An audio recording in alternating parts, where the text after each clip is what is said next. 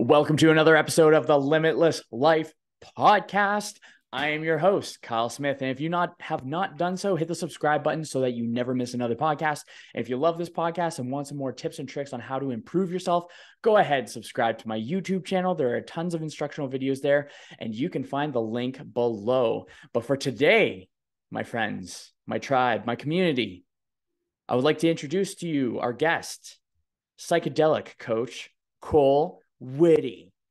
Hey. Kole, welcome to the show. Thank you. So excited to be here. My favorite conversation. Excellent. Yeah, exactly. So what about is your favorite conversation? Tell us a little bit about you. Well, so as you said, so I love anything psychedelics. And if you would have told me 20 years ago that I'd be doing this, I guess I wouldn't have been surprised. I would have probably been slightly scared knowing what I'd have to change in my models of the world to be able to do this kind of work.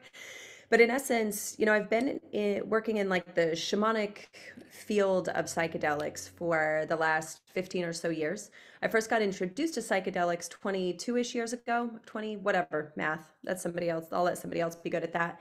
And in essence, I got into substances in my teens. I was an at-risk youth, 3 different high schools, didn't graduate from high school.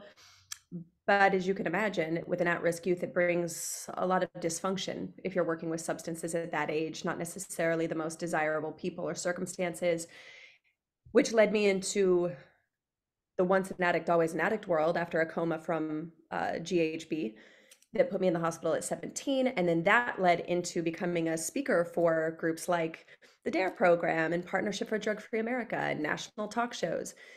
The thing was, I found over time that the idea once an addict, always an addict was so disempowering that I left that world behind. And I said, I've got to find another way, because this way it still felt like I was driven by shame and it was soul sucking and my health crashed and all of these things transpired that I say you don't fall out of grace, you fall into it. And so falling and having a health crash that made me so desperate I was willing to do anything. And it was just the friend at just the correct time to introduce me to psychedelics in a healing capacity, in a shamanic, intentional way. And I wouldn't be here today if it wasn't for them. So that's why it's my favorite topic. It's also a topic that's getting super sexy for people to talk about. And because there's a lot of ignorance to it, there's a lot that they don't know, they're getting caught up in the quick fix, which is not true with psychedelics. There can be big, quick realizations, but the implementation of the realization is not easy. It's simple, but it's not easy. And so I'm passionate about speaking about it, because really to illuminate that there's a lot that people don't know, so that they can find a safe space to do the healing they need to do, that they're meant to do, they feel called to do even, and guiding people. I say I stand at the intersection of science and mysticism. I love both. For me, they are the same thing. It's been humans that separated them. For me, there's nothing not mystical about science. Anything we can't explain in science is magic until we can explain it. So that's my favorite place to be, is in the mysticism and explaining some of the esoteric things happening, on coaching someone to help them figure out, well, what do I do with this big realization? Because a big realization without action is just a dream. So how do I actualize the dream? And that is what I love to get everything out on the table with someone and kind of Sherlock Holmes. What does this mean to them? What do they want? What's going on, and how are we going to get there? So that's my passion. That's beautiful. So it's kind of, you're taking multiple components of the person, bringing it together to create a mosaic of the self-actualized self. Yes. And you're just guiding them through that process. So it's integration. Yeah. So actually, you have in the background there, what does it say? It says integration is not optional, but how you integrate is. Would you be able to elaborate on that? I love that. I think it sounds awesome. Please. Yeah. Well, so here's the thing. Integration is not optional because it's happening no matter what. So someone will integrate no matter what experience they have. If you have a car accident, delete, you will integrate it. If you get a broken bone, it will heal and reintegrate itself. Now, you might need surgery to get it back into the proper place for it to heal functionally. You might need to wear a cast. You might need physical therapy or to help it as it's healing to be optimal. So for us, we say integration is not optional. It's going to happen no matter what. but how you integrate, how anything integrates is optional. And so if someone's going into a psychedelic experience, they are getting disintegrated in some way. So how they integrate the parts matters, and how they do it is going to really impact the outcome of it. And that might mean they need something like a cast or support system to actualize what they want to create. And so for us, that's why we say it's not optional, but how you integrate is. And we've really created a movement of teaching how to integrate, how to track it, how to decide what to track, what metrics to watch, because what you don't track, you won't change. We all do that. As humans, there's too much going on that if there's no two things, either there's no evidence, so we don't realize that we keep sliding back into the same thing, or because there's no evidence, we don't believe we're really changing. And then we go into shame spirals, or the not enough, or I didn't do it right, or whatever. And then we allow ourselves to slide back, where if you can see even small evidence of change, you're more likely to stay committed. Absolutely. So what would the process be like? So let's say I signed up as a client and I wanted to work with you and go through the integration, as you were saying. What would that look like? Because what drew me to you is just the uniqueness of what you do. Because as from a coaching perspective, it's very similar the way I go about it. And then you have the added bonus, and I would really like to go through the bonuses. Like, what is it that psychedelics brings into the coaching opportunity with clients? Is there a faster process or stuff like that? Actually, let's go with that one first before what the process would look like. What are some of the Sure. benefits from it? Well, so first, I distinguish the difference between a facilitator and a coach. We have different types of facilitation, right? So a facilitator makes something easy. So a coach could be a facilitator. What I focus on now is actually coaching people that are coaching in some capacity how to be psychedelic informed. So we don't teach how to administer or how to give dosages or anything like that. Why? Because it's not legal. And we aren't willing to sacrifice what we're teaching because of legality, where we could get shut down. So at the current position where we are right now, what we are teaching is, let's say that you're working with people that are going and doing retreats, or they're going and doing ayahuasca in Costa Rica, or they're doing mushrooms on their own, whatever the case may be. What would be signs that they're not integrating well? Physical symptoms, physical signs, emotionally. Are they not sleeping? What's their resting heart rate? What is their heart rate variability? What might also be going on in their relationships? And we're looking at all the evidence, just like if someone was on a weight loss journey or a fat loss journey or a muscle building or flexibility. If they're working with psychedelics, there is such a thing as too often, too much, or a plant or substance that's not really an ally for your process right now. So an example of that could be someone saw a documentary that ayahuasca is amazing and it's a miracle and all of this. But if they've been having not thyroid, but like adrenal issues, chronic fatigue, not a lot of energy, going and doing ayahuasca might not be the most supportive, because their physical body is so depleted, and that's a very taxing substance. MDMA can as well, depending on the person, and some other markers I would want to look for. So we are teaching a coach how to help ask more questions to their clients. If they're like, hey, Kyle, I want to go down and do ayahuasca. And you're like, great, tell me more about that. So what most retreats and facilitators don't do is a full intake process. So you as the coach, to really know you're helping someone on their journey, whatever that is in their life, if they're going to go do that, by you being informed, you can see, all right, well, let's talk about, you want to go do this thing. Just like if they wanted to go do anything else that could impact your coaching container and the effects you're trying to get someone. And so where one person, let's say a high performing entrepreneur, harder, faster, more now, I'm going to go do 30 days of ayahuasca in the jungle. I'm going to purge all the trauma and I'm going to come out healed, because the assigned idea is more is more. So I'm just going to go hard and get it done. That does not work in psychedelics.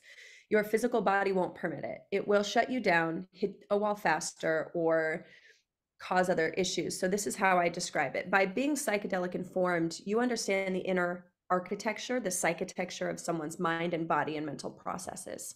So if someone's like, I'm going to go do ayahuasca because I've got this deep abandonment wound because I was adopted, and that's why I push so hard is to be, to get significance in love. Now, it might on paper make sense that if I go to the deepest core wound, if I fix that, more would improve, but that is not necessarily the case. So that's the comparison I say to like a renovation. They want to go renovate their internal system, but they want to take out a load-bearing wall. And so for me as a psychedelic informed coach, I'm like, okay, well, we want to go through an intake process with this person. What do you believe is going to happen? What do you want to have happen? And what are some of the other outcomes that could happen so that we have a plan?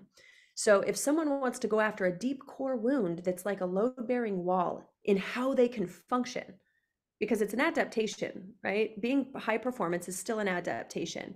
If we go pull that load-bearing wall out, the whole house can collapse. Are they in a position to not work potentially for 6 months because they have completely obliterated their belief structure or their religious structure? And it doesn't mean they won't be okay eventually, but if they don't have financial resource to go for a core wound is highly irresponsible for any facilitator or coach to. I will never take someone's voice away if they believe it's correct for them. I support that, but I want to educate them in the other possibilities too, so that we can have plans for that. So it's like, great, we want to put a support beam in place then, or support structures in your life. Do you have people we can inform? A potential therapist if you need to come back and you need more support. Because let's say you go after this core wound and you're not able to work. Do you have some money in the bank for the self-care that may be necessary for this process for you to heal, that won't allow you to go back into your old operating system to run your company or to go to work? Can you take a sabbatical? So things like that, when we talk about it as a coach, I'm bringing up the other possibilities so that we can talk through it. And then whatever they decide, I'm behind them 100% because they are sovereign beings. It's that so many are going in and they don't know what they don't know. And that's where we recognize the most important things, if we could instill that in someone, was to know how to find a safe space for them in the process they're looking to explore. I don't care if it's the best shaman in the world. That does not mean they're going to be most supportive for you. I've watched some of the quote unquote most reputable have just as predatory energy with certain energies as far as either sexuality or parent dynamics or power dynamics. That's what humans do. And knowing how to trust your body, knowing the difference between instinct and intuition. You might think, oh, it's a no to go to this ceremony, but it could be fear holding you back. So how do I tell the difference of fear from instinct? Because I'm afraid of the change versus intuition. This is a no, not the correct place for me. And so we teach how to differentiate that in how we teach coaches, which means we have to teach the coach first how to do that with themselves, because you have to understand yours before you can help someone in theirs, or else you don't understand it. Knowledge and wisdom are not the same for me. Knowledge is in the mind. Wisdom is when you've processed it, you can feel it, and you can guide someone because there's actually like a resonance that they can feel. So they trust you because they're like, oh, right, okay, you're just 2 steps ahead of me, but you've done it. So I trust that this process has worked, at least for you. And then, yeah, I find honestly, everything you're saying is like hitting me like soulfully. I'm like, oh my gosh, yeah. Like I, I like the same idea where you're providing more information for the person to make an informed decision, not a decision based off of impulse or narrative. And I think that that's a fantastic way. And something that you mentioned about is the difference between instinct and intuition. Would you be able to kind of like touch on that? What's the difference? Teach me about it. Well, it's my context, right? And this is because as I started to grow up, and growing up in a place like Utah, very conservative, religiously and politically, and in really every possible way, I had a hard time figuring out what my truth is, because some things, for example, instinct would be, I can hear that the stove is hot. I can hear the gas on the stove, and so I don't touch it. I go outside, I hear a rattle, I think it might be a snake, I jump back. Things like that are instinctual because it's about keeping the body alive, but it's based on either what's happened to me or what has happened to someone else that I've been told about. And I might not have even experienced it, but my mind has already had an imagination of it's trying to keep me alive. So for me, instincts is that knee-jerk reaction. I hear a car coming, I feel it. I'm going to cross the street, someone comes around the corner, I slam on the brakes. Those are instinct because the body is designed to keep itself alive. Intuition is very subtle, and you can't hear intuition if you're in fight or flight or freeze. So if you're stressed out all the time, you can't hear those little whispers. So for me, intuition requires space. It requires stillness. It requires taking those moments to just come back to the breath. Without that, it doesn't mean people wouldn't still sense it, but when you start having moments of that every day, my life now is guided by inspiration, not avoiding death. And there is a big difference in survival. So I simply break it down that instinct is conditioning, and intuition is the unknown spirit self part of me that feels called to contribute and don't always know why I'm doing things. It doesn't make sense. And I feel like I'm following breadcrumbs, but I keep seeing evidence that when I do, more people's lives are improved and so is mine. So I just keep following those ones. I'm like, well, true or not, this way feels really good. So I'm just going to keep going this way. Julie, I really like how you refer to like that inner voice or that intuition. I call it an inner wisdom. Like Mhm. it's like our subconscious is subconscious that's telling us those little breadcrumbs. And it's like a pull. You're being drawn towards it and you're like, frick, sometimes I'm on autopilot, but it feels freaking good right now. Yeah. So in Utah, Mormon, right? Yep. And you were born into Mormonism? Yeah, I mean, my whole family. So, like, my mother's grandparents moved to the States. They were Lutheran, German, kind of right as things were starting to kick off in Germany for World War II. They left Germany to become Mormon. And with the uprise, they were excommunicated from the family and they didn't like what was happening in Germany. So they fled. They came to the States. It was like 1923, I think, when they came to the States. And on my dad's side, there's a combination of a bunch of European countries and some, mixtures of other things in there. And they'd been Mormon and in the States for quite a while. And so I've only ever known Mormonism as a religion within my internal family, like the closest parts of our family. And there were a lot of things that resonated that I loved. And many of the teachings I was taught about Christ and um, what it is to how to treat people has resonated, still resonates very deeply. But that's where it was very confusing because what I was being told and what I was being was an example in front of me in my community didn't match up. So on some level, it taught me to not trust what people say because I would hear it, but then the actions weren't aligned at all. So then I'm still at times finding that I don't really trust what people say. I watch how they behave, not what they say. And I think that's also why this work, I've been so committed to truly always expanding into being the embodiment of what I've learned in this work, like being the divine articulation of Master Mushrooms and Wachuma in particular. They're my main teachers because it's so important to me to be an example for the people that I'm looking to inspire or encourage, or for them to see it. Because I see a lot of people using the language, but it feels like it did with religion growing up. A lot of people knew the language. A lot of people could even with the Condor approach, our program, people can regurgitate the information, but someone who is embodying the energy of the Condor, you can feel it, and that's the difference. How's the church positively impacted uh, your psychedelic coaching? Is there overlap? Is there something that surprises you where you're just like, huh? There isn't anything that surprises me now. There would have been a time for sure. I had to do some work around forgiveness with leaders in my community, with people that weren't there for things that as adults should have been. And I don't use should often, but as a child, I felt like it was the responsibility of adults to keep me safe, and they did not do that. And then in addition, the shame and other tactics they used to deepen the shame, and not because they were informed they were doing so, but it is what it is. What has surprised me is the amount of Mormons or people leaving the church that have come into my life in the last 3 years that are trying to reconcile their beliefs because they believe in family the way that they were taught. They believe in loving people. They believe in acceptance, but their hurt because they either feel tricked by the church or wounded by members of it is making it hard for them to even keep the good parts.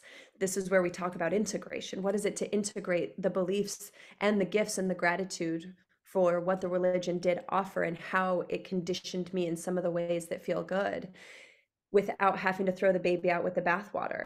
Because that's, if we deem something as all good or all bad, then we also have to throw it all away or keep it all. And so if someone's been deeply hurt, they're trying to reject all of it, which is not functional either, because there is a lot of beauty in it. And so my goal really in life is encouraging people to explore the gray, what's in between black and white, or what my husband calls the no-larity. We have polarity, but what's in the no-larity? What's in the middle? What's in the yes and? What's in the possibility? What's in the curiosity of what if I could still believe that my family's together after this? What if I could still believe that, Christ is resurrecting through us right now in a different way that we never understood before, that the consciousness of Christ, not the body of Christ, would work through our bodies in a translation? What if, right? And just giving people the yes and the inclusivity of the possibility is a lot of time where healing can come from. And so I recognize in someone's healing journey, at first they want to reject it because it's a reclamation of power. It's a reclamation of, I won't be told what to do. It's part of the healing process. But then when the pendulum swings, you recognize you can't live there either. And you start to explore more of that no-larity. And to me, that's where freedom is in the knowing that we are always increasing our knowing or changing our knowing or evolving our knowing, and that nobody knows. And anyone that tells me they know, that's usually not who I trust. Yeah. You don't want to hang around the peeps that know too much, you know? That just tells me they haven't had enough mushrooms. Yeah, exactly. That is so funny. So, what is it about you that makes you so good at what you do? What is the specific thing that really stands out to you? Well, part of one of my adaptations from trauma is because I didn't graduate from high school. And I didn't go to college, I didn't get any degrees, I did get a GED, but in order to compensate for my lack of education, I got really articulate and I got really good at reading my environment, strategizing, finding another way, because I always had to find a back door. I could not apply for jobs through the front door. I couldn't, there was just lots of limitations because of how our system works. And I got really good at relationships. I got really good at and still constantly improving. I'm obsessed with why humans do what they do. Like, I think it's the most fascinating, amazing thing to witness, to experience, and to grow through myself. And so I think that obsession and also my love for people makes me so committed to hearing their story. And because I've done enough of my own work, I'm increasingly not, and I always say increasingly not, having to prove myself, because I'm still on this path for sure. But this path of not needing approval like I used to, of loving people the way that I do, of learning how to hold space for really intense conversations. Like at our training, we're talking about racism and gender dynamics between people that do not have the same model of the world or belief, but they do love. They just have very strong conditionings and they've done enough work to hold space for themselves. And so we actually do the tough conversations and teach people how to also, so that you can have the tough conversations with your family or with your friends or with your neighbor across the street. Because everyone right now, not everyone, but a lot of people are giving their power away to the top down. I want the government to fix it. I want my neighbor to fix it. I want liberals to fix it. I want Republicans to fix it. I want white people to fix it. I want Black people to fix it. And all of that, as long as we're putting the responsibility outside of the self, we are giving our power away. We're giving our happiness away. And the first reclamation that I'm so passionate about teaching is bringing it back to the self of, what do I need to know, do, be, or understand? And that, everyone can choose their path. This is my way. You know what I mean? And anyone that wants to venture this way is welcome to. And if not, it's not a problem here. I'm on my surfboard, I'm riding the wave, but all humanity is coming in this wave. You're either going to get dragged in the undertow, you're going to learn how to surf, and you can start to help other people up on the board once you get good and stable. But it is a process and it's not easy. I think people are fearful of the not easy part. And I totally agree is if we don't take responsibility for ourselves and our like just existence, then someone or something else will make the decisions for us. And oftentimes that external not accountability, that external the willingness to give away our power to an external outsourcing our thoughts and our actions is not conducive to self-development. Hmm. Look, it's not a secret that the systems are built to oppress, but when you really look at what is the overarching umbrella of oppression is convenience. If Mm. you look at convenience, it is always oppressing someone or something. So it is conveniencing the oppressor at the cost of the oppressed. Whether we look at Amazon, whether we look at our technology and how it was built, whether we look at the material inside of our computer, whether we look at the homes being built, it is at our convenience at the cost of someone else. No matter where you look in the supply chain, it's somewhere. And so we can either sit here and get into a ball of shame and guilt for quote unquote participating, but then none of us can do anything to change it, shift it, or others. So step one is like identifying where in each of our lives we're contributing in ways that it doesn't feel good, doesn't make sense, and it's not authentic. And once I got very clear in who I wanted to serve and how I wanted to serve and in what ways, that doesn't mean I'm devoid of still participating in oppressive systems. It's that as I continue to illuminate them, as I know different, I do different. And so for me, that's the opportunity that we all have through psychedelics is the change of perspective. When I'm able to have a different perspective and a different understanding, then I also can start to come up with new states and strategies to do what I feel is truly in alignment with me. If I perceive myself to be a kind and loving person, except for this person, except for a pedophile, except for a murderer, except for the craziest part, Kyle, is as being a facilitator in this space, I've held space for people that have done things that at one time I would have said that's a person I could never forgive or love. But I didn't know that when I first started working with them. And as things came out, and then I worked with the child aspects of them that had usually the same types of violence against them. And it changed. It didn't mean it excuses the behavior. It doesn't mean that there isn't consequence to behaviors or actions. But even people I thought were unlovable for me, that I drew a line in the sand at some point, I met in a different way. And it usually also illuminated for me the parts of myself I still wasn't loving or approving of and was rejecting or shaming or whatever. That through psychedelics, being able to truly love people meant also determining where in proximity they are to me, where it's like some people to love, we need to live in different states. Some people for me to love need to stay on the other side of the planet. Some people, but understanding that I can still build my tolerance, my ability to communicate conversations and continue that my entire life. I plan on living to 140. That is my intention. That is how I continue to fuel my body, the people that I interact with, because I'm tired of having my elders dying in between their 60s and 80s, and we're losing all of this wisdom because they didn't have the same opportunity to understand how systems also degrade and tear them down.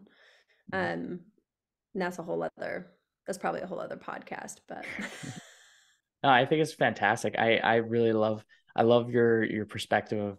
It's just fantastic. It's really good. So what would be so let's say someone wanted to okay, this is probably gonna be a ridiculous one. But let's say what would be the actionable steps if someone wanted to integrate psychedelics, or how would you go about it for general populations? Now, what would you like to see in the future when it comes to psychedelics and integration, or uh, the combination of therapy and psychedelics or DMT or MDMA has been shown to have stupid, like science backed as well as just anecdotal evidence of the shifts in people's perspectives and perceptions of themselves first and then the world, because I think that our perception of the world is a reflection of ourselves. So how we Mhm. view the things, we're going to be nitpicky consciously about the things that we recognize in ourselves subconsciously, in my mind at least. Sure. Yeah, and we can say like for the US, right? Because ultimately we can say like our perceptions is creating what we're seeing, but then we could also say we have we have the privilege of even understanding that because we're not running from a tiger, a bear, or having violence against us in this moment where we can consider that. If someone's in a heightened state all the time, you can't even consider your environment because you're under attack all the time.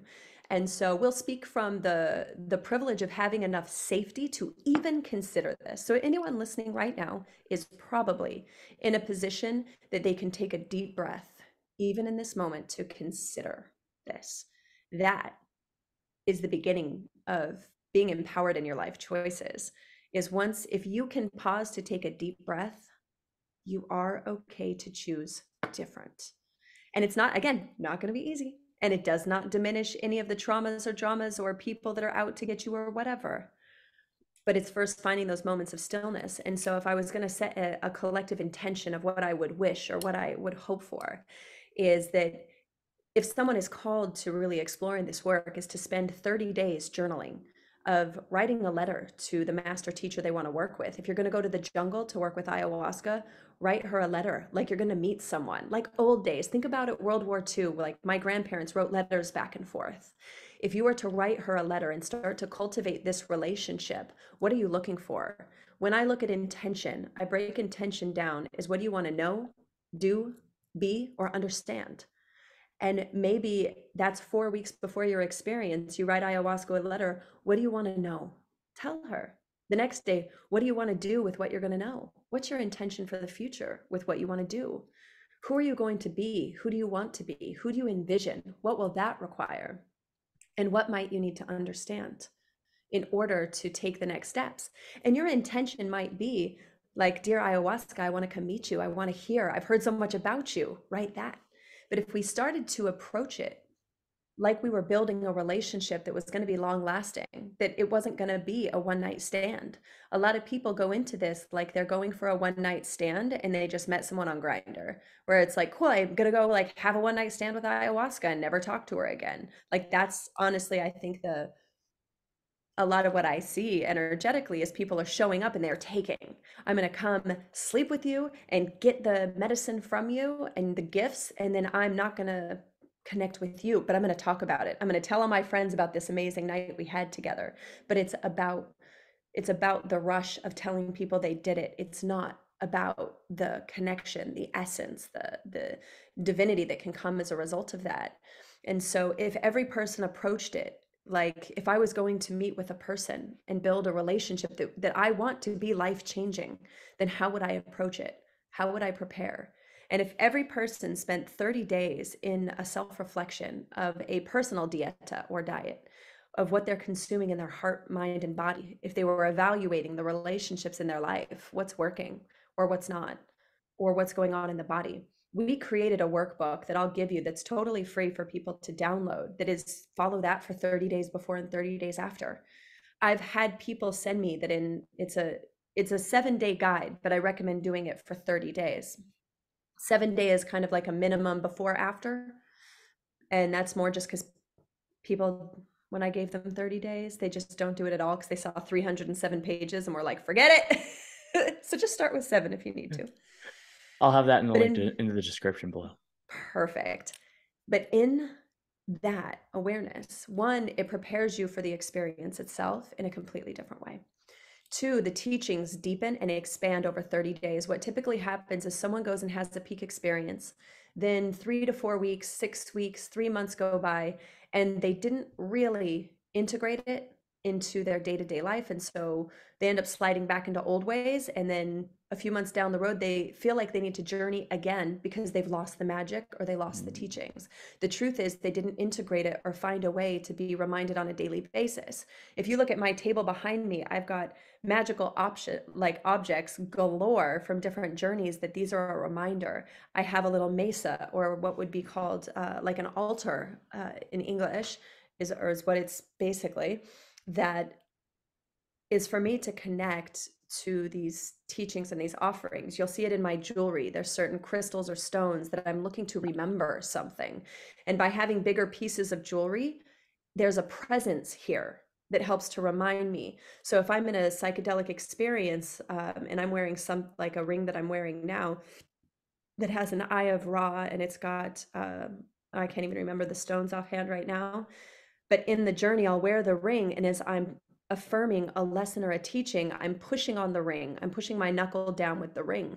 I'm anchoring into my instinctual intelligence that this is the reminder. So I'll fidget with this when I'm thinking. And what I'm actually doing unconsciously is tapping back into that moment. Just like the moments when you could suddenly smell popcorn or churros and reminding yourself of going to a theme park or Disneyland when you were young. We have those anchors already. What if we were intentionally creating them?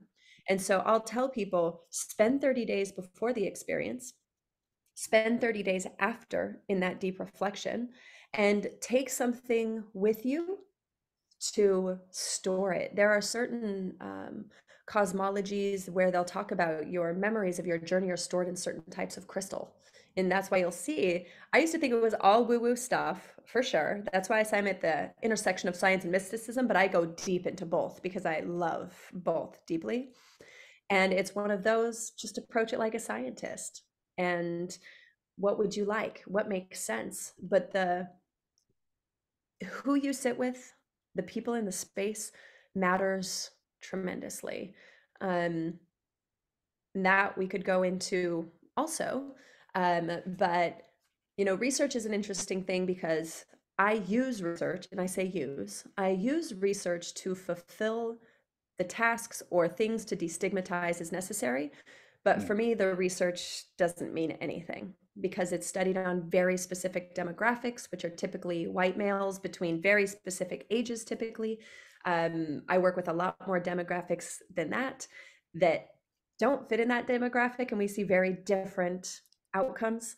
For example, I'll see a lot of white communities, a hero's dose is 4 to 6 grams of mushrooms, somewhere in there, 4 or 5 grams. And I work in other communities where you're not even working with mushrooms till you hit 7. That's when you're really starting to work with mushrooms. And a hero's dose is more of like an egoic position where it takes a hero to face yourself. And for me, if I go into something thinking I'm doing a hero's dose, then there must be a villain or something to dominate or something to win, or I'm going to dissolve the ego. No, you're not.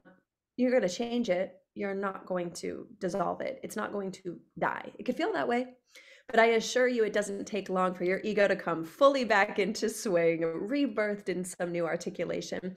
And for us to, when you go into this work intentionally, without the ego being an enemy, without the substances being the hero, and you work together to collaborate, to grow, and really go to them with humility, with being humble, with respect, like you would with any teacher that you're stoked to meet in person, and trusting that do whatever the facilitator recommends for preparation.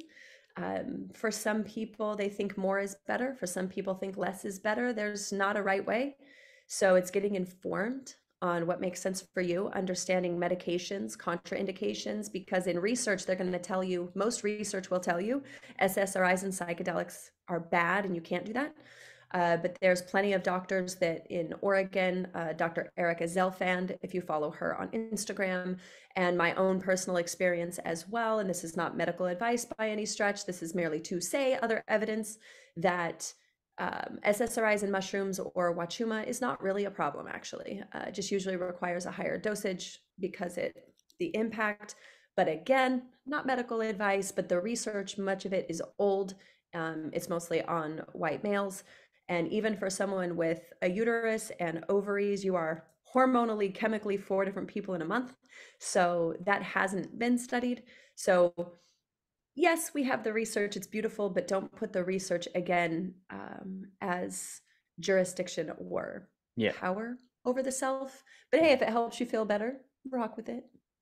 Yeah, I definitely like the overlap of the mysticism and the science. I think what one of the things that I'm not trying to do, I'm kind of just being aware of it, is I'm trying to search for what I call the truest truth. And what I find to be the truest truth is what has the most common denominators across the board.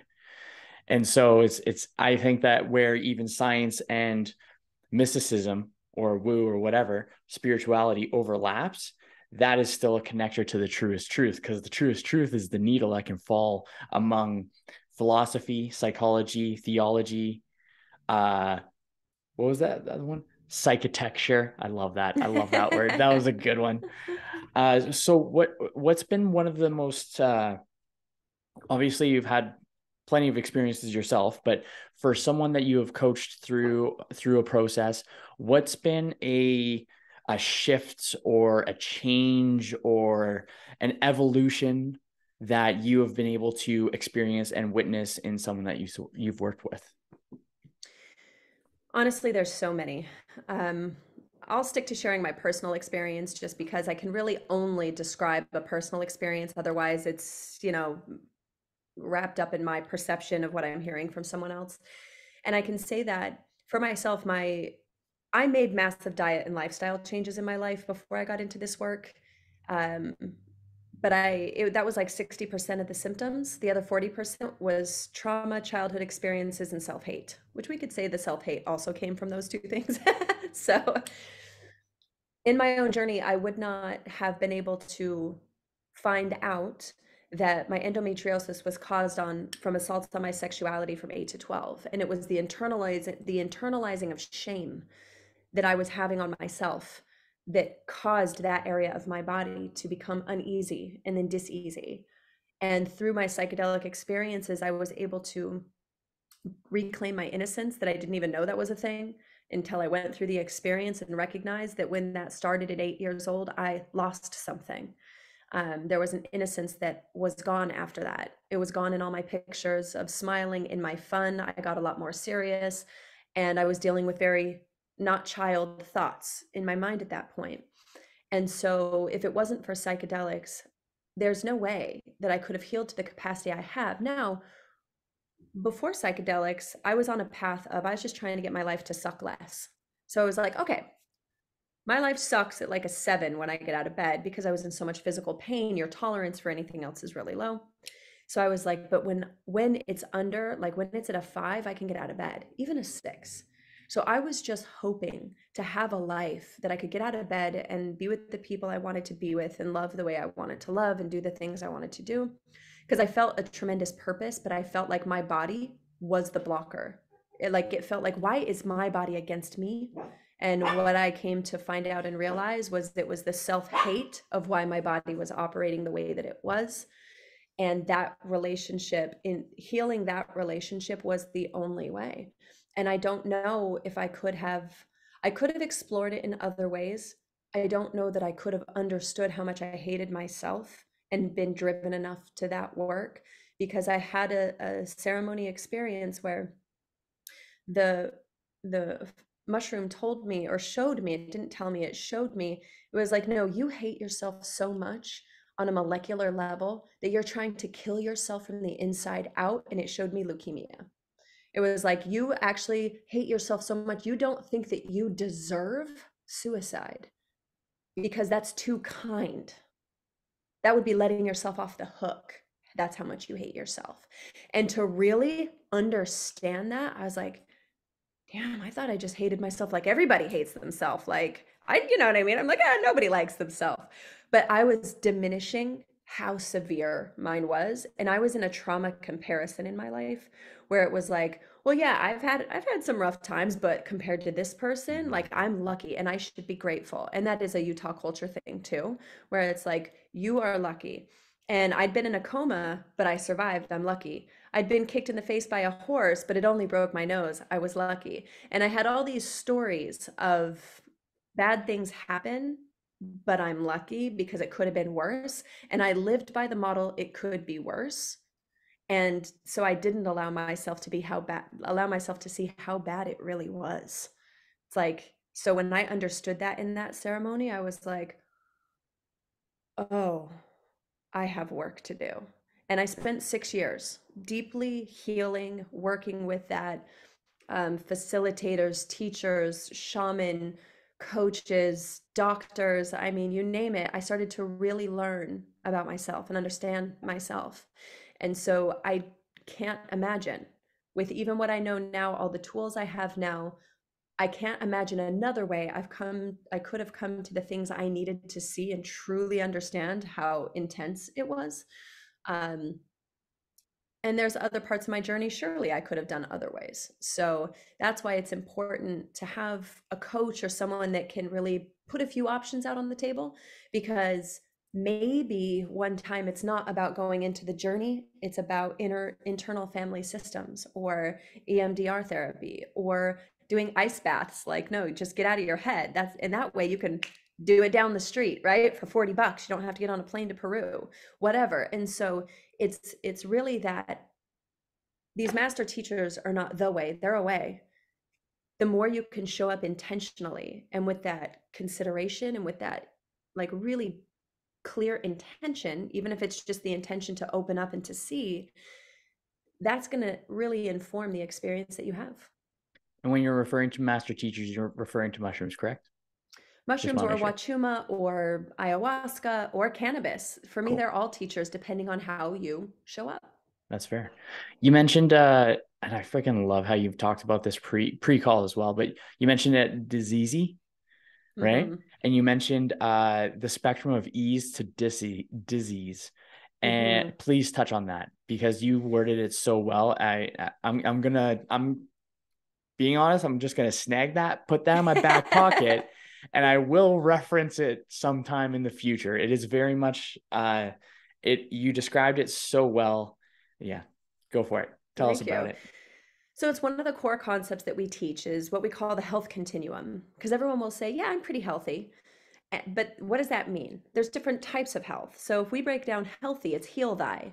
Heal thy. If I have a healthy mind, a healthy brain, a healthy body, a healthy spirit, a healthy relationship, what am I doing to heal thy relationship? So for me, healing's always happening. So if I'm healthy, I'm healing, but how am I healing? What, and how well? So, for example, on the health continuum, we go from ease to disease. In that free workbook I talked about, we have a scoring system. So, from 0 to 10, you're actually doing an ease score on a day to day basis. So, if you're really stressed out, then your ease score is lower. So for us, the spectrum of ease to disease, we're looking at what direction are we moving. If my ease score is dropping, then I'm going more towards diseasy because I am not easy. And for us, ease is where healing happens. It doesn't mean without effort. It means there's ease, there's flow, there's a healing environment possible. And quite often when people will say, I eat a healthy diet, that doesn't mean anything. It's like, well, what does that mean to you?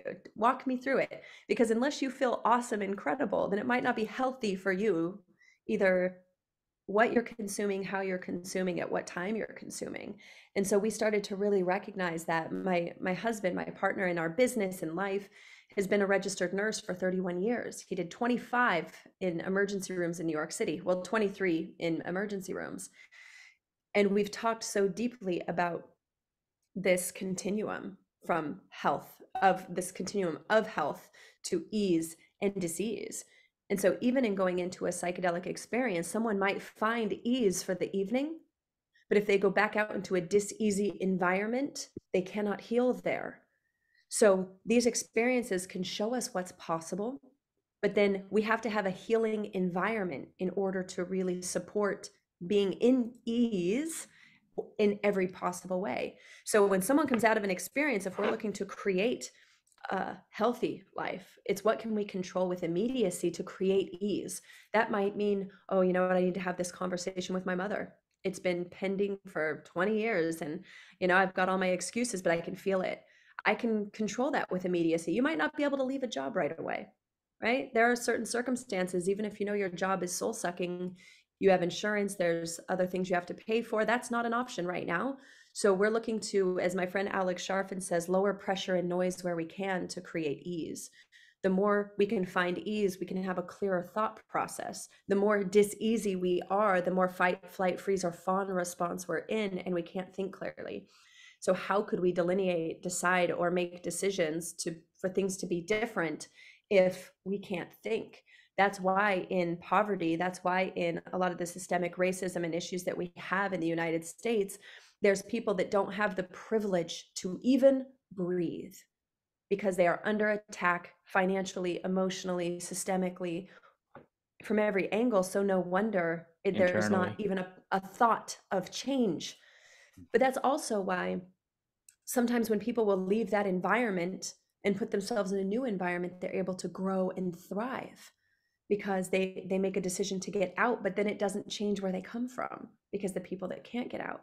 And that's why for us, the Condor approach became about training more coaches in these types of communities and lots of other communities, how to go back and assimilate this information to teach people how to create ease, even in very, very small ways initially, so they can access that prefrontal cortex, get out of that reptilian brain of reactivity and instinct, because everyone is having to survive on instinct because they could die at any moment if they're not on their guard. They're under attack in every possible way. And so for us, that's why we have so many free resources and we put so much on our podcast. And our certification, our trainings are not no money. They are a hefty investment for most people. But we also, that is what helps us assimilate so much free information, so that if someone can't get out of their community, but they could at least do our workbook or listen to the podcast and start to increase that awareness, lower pressure and noise in the places that they can, bring more ease, understand where they're dis-easy because they need to draw boundaries, because they didn't ask for a raise, because their feelings of their self-value kept them from applying for a better job. Those little incremental things in another generation's time is life-changing.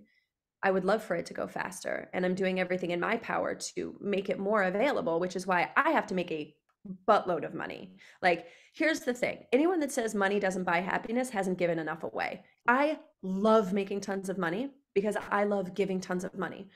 I love being able to like drop 5 G's down on to a group that needs it, because $50 here or there does nothing. It might make you, the person giving it, feel better. It changes nothing.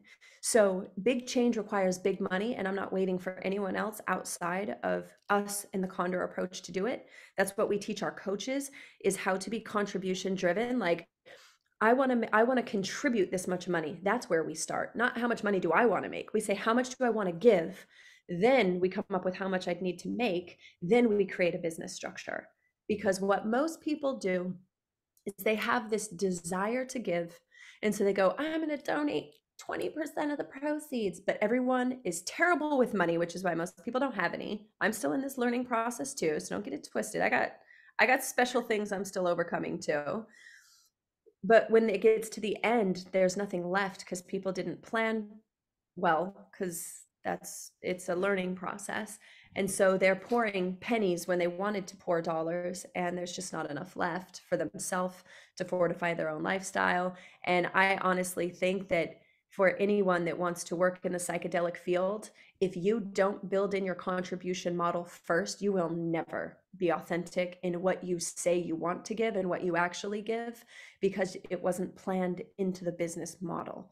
So like you were talking about before we came on, we could villainize capitalism. We could villainize the shamanic wounded healer way, where people are dying from liver and kidney disease because they can't care for themselves and they're over journeying and holding space for people as like shaman and facilitators. I see it all the time.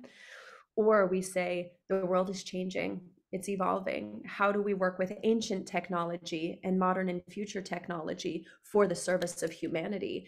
And for me, we elevate the language of our ancestors, of our teachers, of our elders, whether from the jungles, the mountains, and many of that works through mushrooms for me. A lot of the messages that I get, that I learn when I go and sit with tribes and other elders, they see me because we actually speak a similar language. I never went looking for approval from any elders. And the crazy thing is, when you do the work, they see it and they give you their blessing and their approval. And that's why it's not why, but it was the extra layer I needed to really believe in this, to really trust this, to be so steadfast, committed that there's nothing anyone could say or do or whatever to get in my way. It's like, get on the bus or get out of my way. Those are the two options.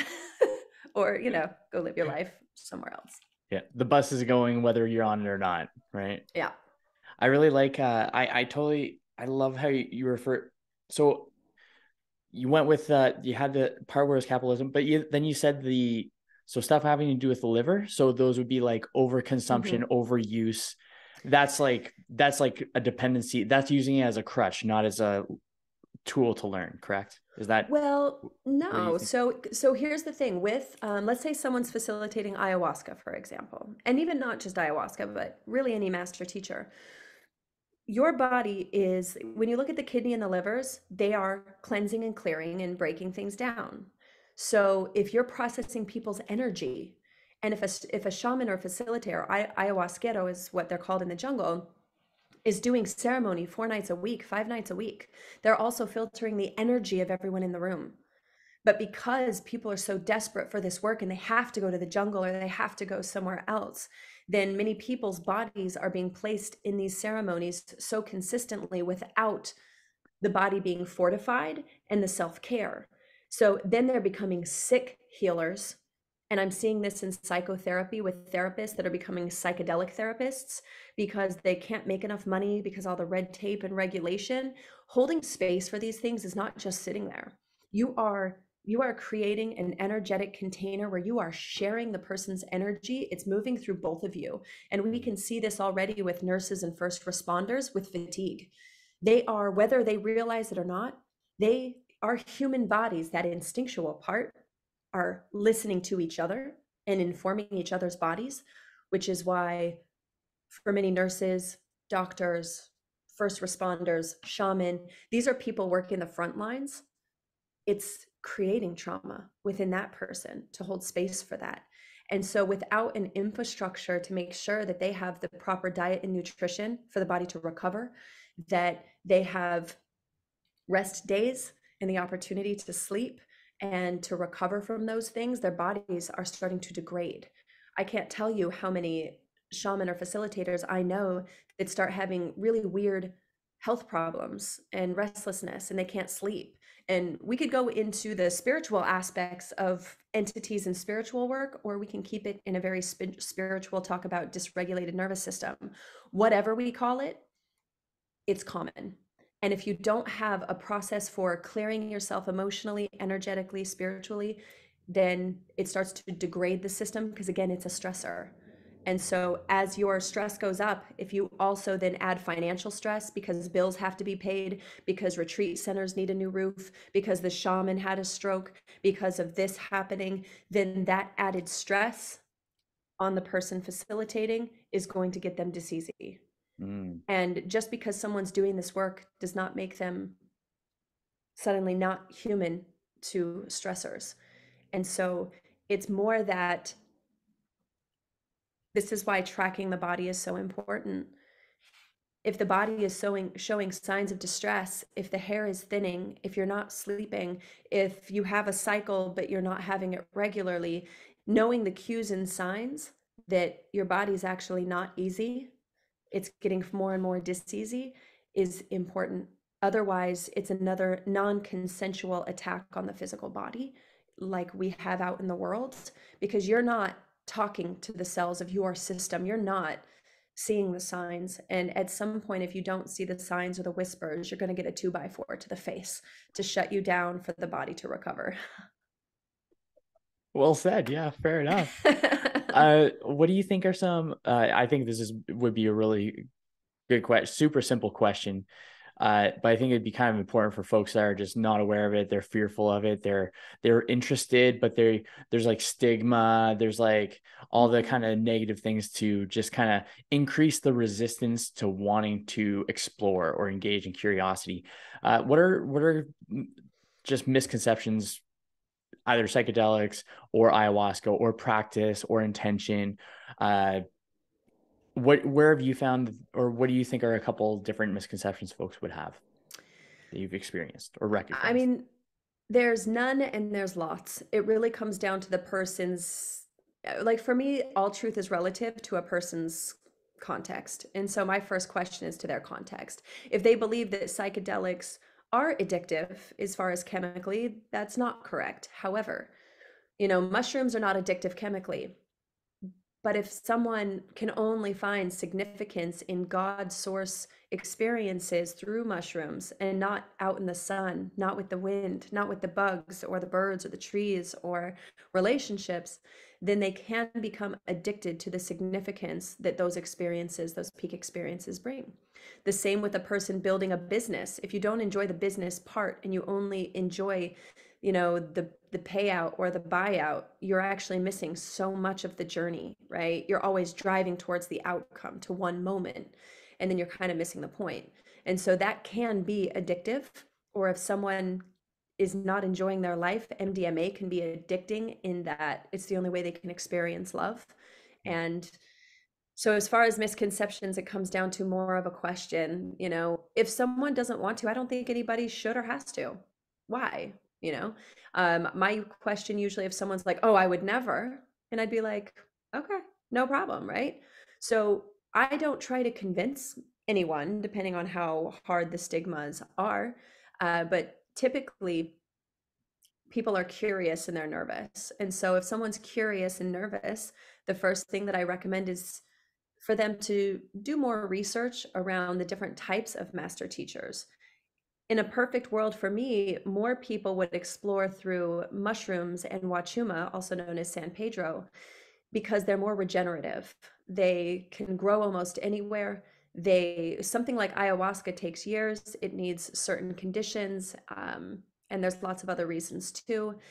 So from a sustainability perspective, I would love if people were learning how to grow it and cultivate it, and assuming it was legal, so that they can be a part of the entire process. Because where you get your substance from matters. The care that went into it, the love, how it was raised matters. It impacts your experience. And if you were to consider that your experience is going to be the culmination of every person that touched it or came in contact with it, would that change the questions you ask on, you know, how good is it, kind of a thing? So finding a space that feels safe for you, finding people that feel good for you. Your greatest place to invest first is a space that makes sense and feels good to you, because if you don't feel safe in your body, if you go to a container that's too woo-woo and you're very scientific, it's not likely you're going to allow yourself to go anywhere, because it will feel too unfamiliar, and it goes against some of your identity constructs, which can put up a wall that won't allow you in. So you might want a facilitator that is a bit more in that intersection, or even a bit more scientific, because they can give you the language that makes you feel safe. On the flip side of that, if you have more melanin in your skin and you don't feel as safe with medicalized models that have been tested predominantly on, especially in women's health, Black bodies back historically with gynecology, then your body might feel safest with someone that looks like you, someone that is female, someone that is in their home versus in the jungle. Like, those things really matter, because the safer you can feel from the gate is going to directly correlate to how deep you can go and where you will allow yourself to go. So if there was anywhere that I would say for people to explore stigmas and all that stuff, it comes down to, do you feel safe enough to, even if you feel nervous? And if there's any hesitancy, just say no for now. It's not yet, because in a moment that you'll know, even if there's hesitancy, there's still clarity. You just feel nervous versus, yeah, but I feel confident that this person has what I need to feel safe. And it might not be years of experience in shamanism, and they might not be a doctor. It might just be they have a lived experience that you feel safe with. And that, to me, is more important than the substance or anything else. the degree of comfort for sure. We were actually chatting last night because I was like, yeah, I got a podcast tomorrow. She's a psychedelic coach. And they're like, whoa, cool. I'm like, I know, right? So we just started chatting about it. And my buddy Brian had a pretty cool point. And I have like, there's two different perspectives. And I'm like, well, I actually see like, it makes sense that there's an overlap.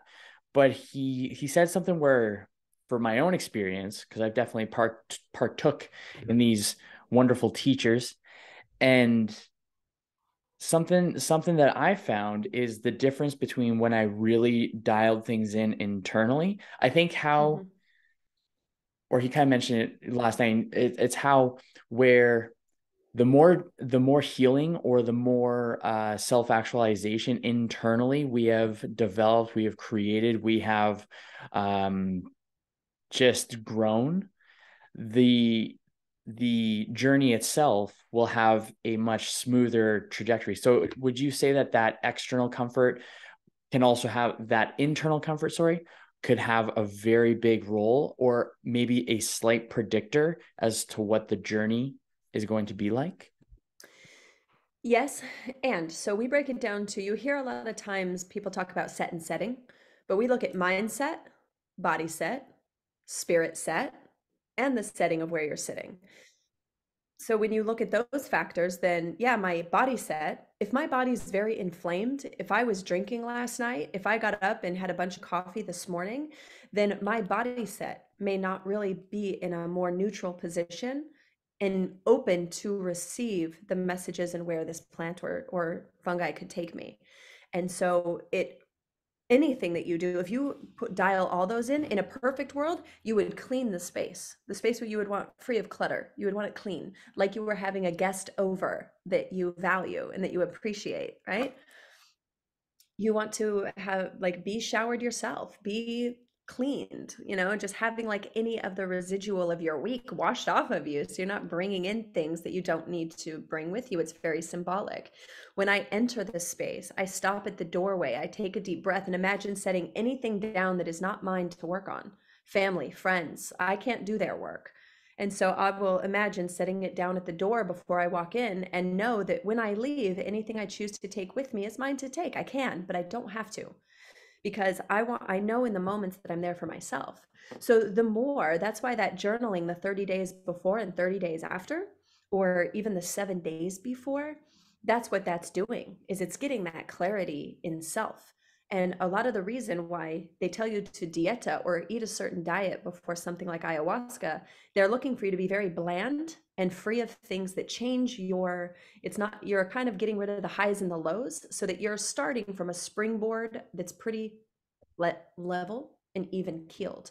Because if you have a lot of inflammation, then the substance has to help work through that first. And so that could be purging, that could be, if someone wasn't taking care of their body, the body wants to get rid of the toxins first so we can get to doing the healing work. We have to get rid of some of the disease in the body so that we can do the healing. So we have to create an environment for that. And so the more that you do that legwork ahead of time, you're making it easier for these teachers to work with your body. So 100%, the more that you can prepare intentionally in that way, you will see it. It doesn't always equal like a smoother or more pleasant journey. It's that you're not adding on top of it, having to remove things that you have the control and the ability to remove. And for me, that's part of radical self-responsibility, of why in my life I have the outcome that I have. I'm doing the work. Imagine showing up to a coach of any kind and they're like, cool, so did you bring the stuff I told you to? Well, no.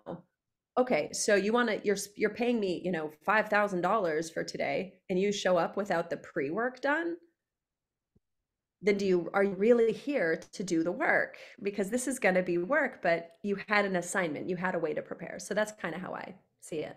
I think it's awesome. You mentioned dieta a couple times. So would you say, where's that come from? Where's the explanation behind that?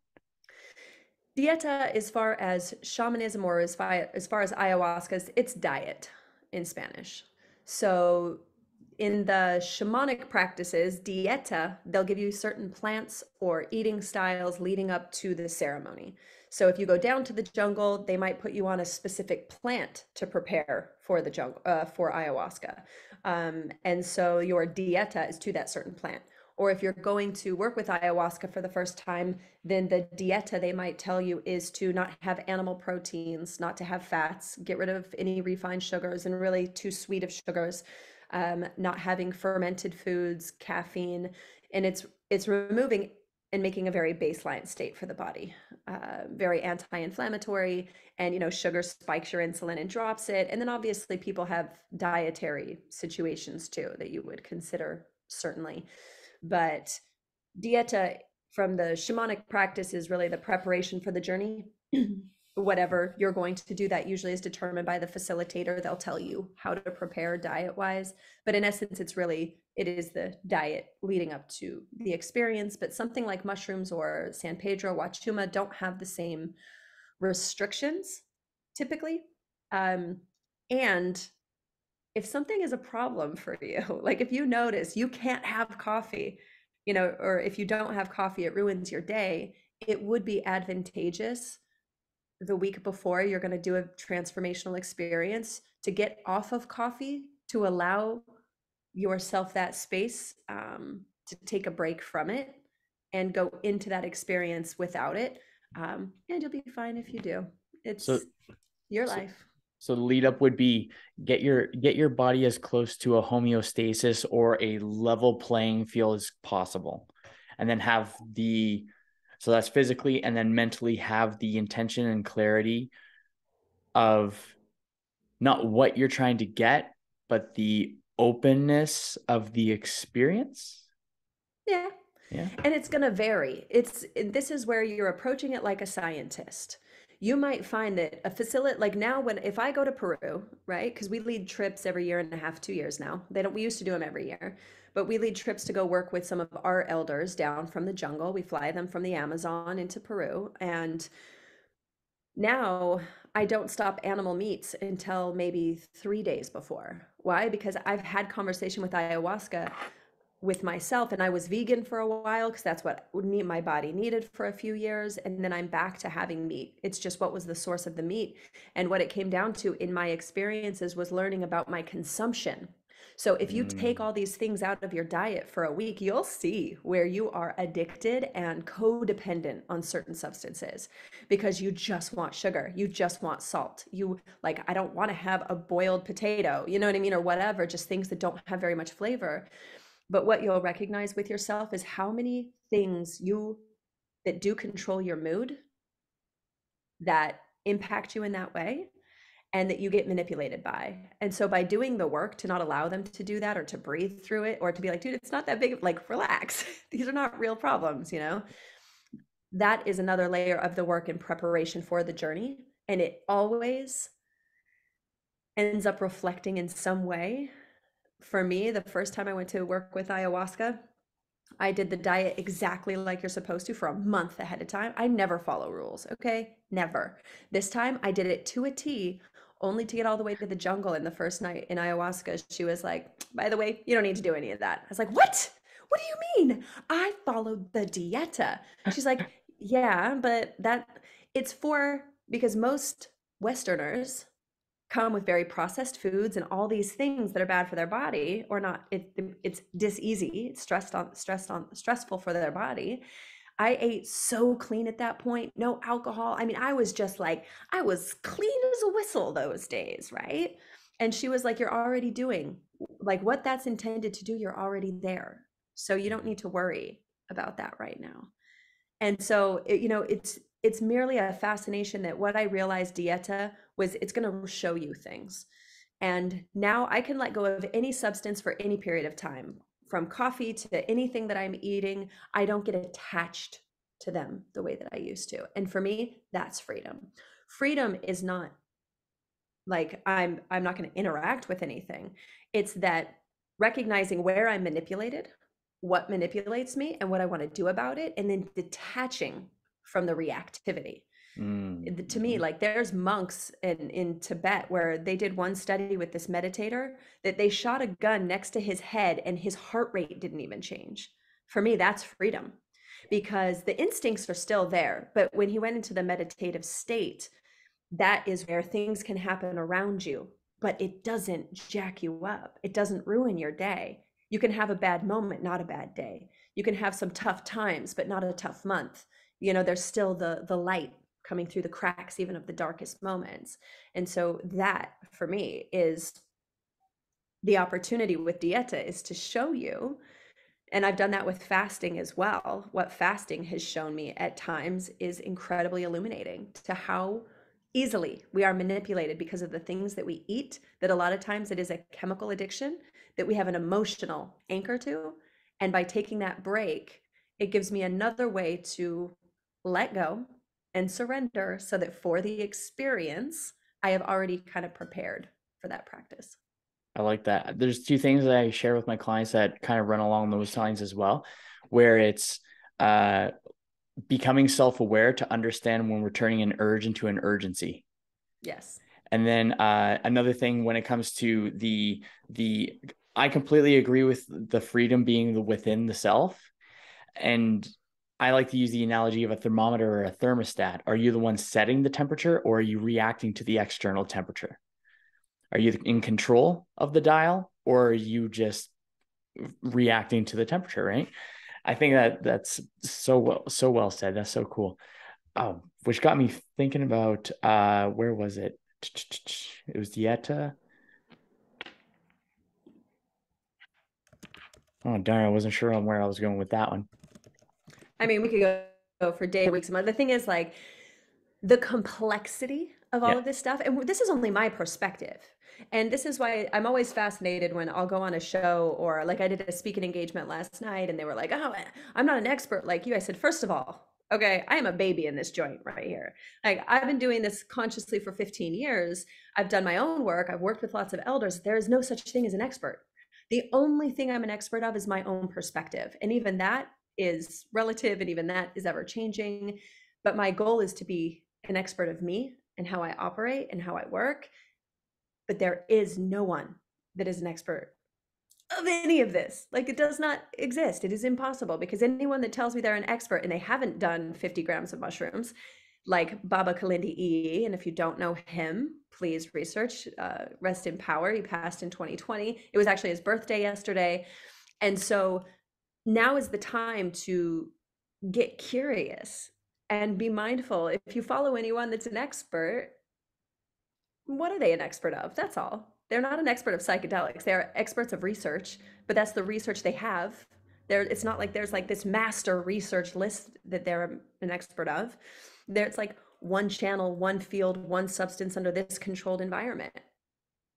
So just tuck that in your pocket and carry it with you. I love that. Well, we're getting to the top of the hour. I want to make sure that you have the rest of your day to do your shenanigans. And I got two questions for you. Yeah. Okay. Before those questions, where should people find you? Oh, lots of places. So if you like podcasts, then we have the Psychedelic Coach podcast, and we talk about all of the tools and techniques like psychotecture. We talk about those kinds of the coaching aspects of psychedelics and working with people, emotional complexes, all of that. So if you're obsessed with humans and like, why do they do that? Then that'll be your jam.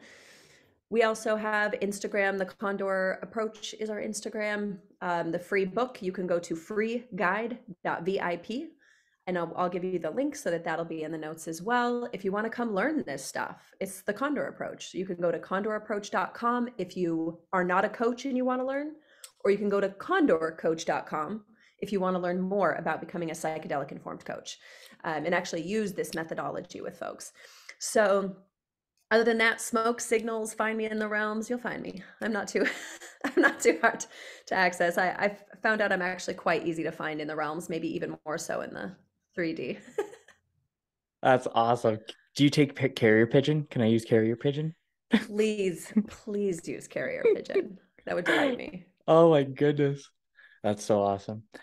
So got two questions for you. First one, Yes. context. You're on your deathbed or your death field, I don't know, wherever you would want to lay your head down to rest for the last final time. And you're around all the people that love you, all the people that care for you, as many as you envision. All of them are cool. And you have one piece of advice to give.